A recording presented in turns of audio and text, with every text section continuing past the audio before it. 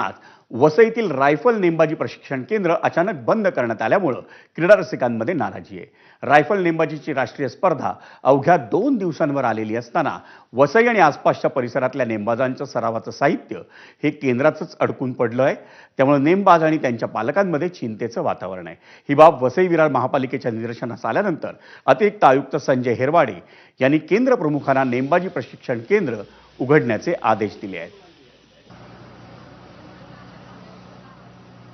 त्यांना पुढे प्रॅक्टिस न करता आली तर पुढे जे गेम्स येणार आहेत त्याच्यामध्ये ते काही खेळू शकणार नाहीत. तसेच त्यांचे सगळे इक्विपमेंट सुद्धा आतमध्ये आहेत.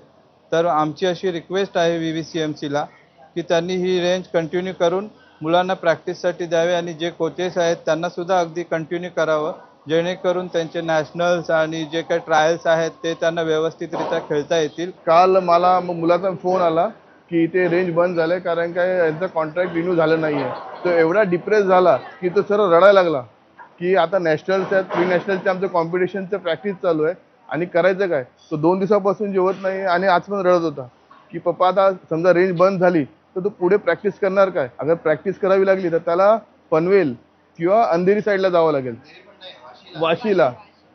तर लहान मुलगा असं ट्रॅव्हल करू शकत नाही.